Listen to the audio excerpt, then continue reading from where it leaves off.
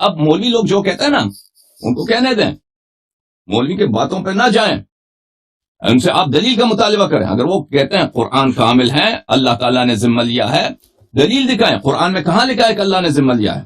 دلیل دکھائیں. قرآن میں کہاں لکھا ہے کہ اللہ نے ذمہ لیا ہے؟ نحمدہ و نصلی و نسلم علی رسولہ النبی الکریم الامین، اما بعد. معزز ناظرین و سامعین، حسن اللہ یاری کہتا ہے کہ مولوی لوگ جو کہتے ہیں ان پر نہ جائیں، ان سے آپ دلیل کا مطالبہ کریں. اگر وہ کہتے ہیں کہ قرآن کامل ہے، اللہ تعالیٰ نے ذمہ لیا ہے، تو دلیل دکھائیں. قرآن میں کہاں لکھا ہے کہ اللہ نے ذمہ لیا ہے؟ سبحان اللہ، سبحان اللہ. اب یہ تو مدرسے کے جو چھوٹے سے بچے نا، جس نے قرآن پاک کو حفظ کیا ہے، اسی سے پوچھ لیں، بجائے اس کے کہ آپ عالم سے پوچھیں. یا قرآن کا جو قاری ہے، عموماً جو قرآن کی تلاوت کرتا ہے ہماری مساجد کے اندر، جو عام مسلمان ہے، سادہ صاحب، وہ بھی آگے آ کے کہے گا کہ قرآن میں خود رب نے کہا ہے اِنَّا نَحْنُ نَزَّلْنَا الذِّكْرَ وَإِنَّا لَهُ لَحَافِظُونَ. کس کی جرت ہے کہ جس چیز کی حفاظت کا ذمہ خدا نے لے لیا اسے کوئی رد و بدل کر سکے؟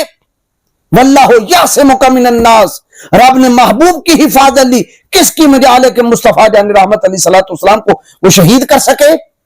اور جب اللہ نے حفاظت لے لی، اس کے بعد پھر کسی نے مصطفیٰ جان رحمت علیہ السلام کو گزندہ نہیں پہنچایا، اور اگر کسی نے پہنچانے کی کوشش کی ہے، وہ خود راندہ برگا ہوا ہے، وہ قریب تک نہیں پہنچ سکا. کیوں؟ اللہ تعالیٰ نے محبوب جان دو عالم صلی اللہ علیہ وسلم کا خود حفاظت کا ذمہ لیا. ادھر محبوب کی حفاظت کا ذمہ لیا تو قرآن کی حفاظت کا بھی ذمہ لیا کہ ہم قرآن کی حفاظت کرنے والے، ہم نے اتارا تو ہم بھی کریں گے.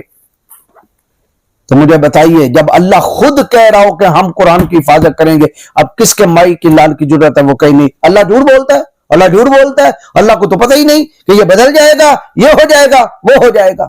تعویل کا پھندا کوئی صیاد لگا دے، یہ شاخ نشے من سے اترتا ہے بہت جلد.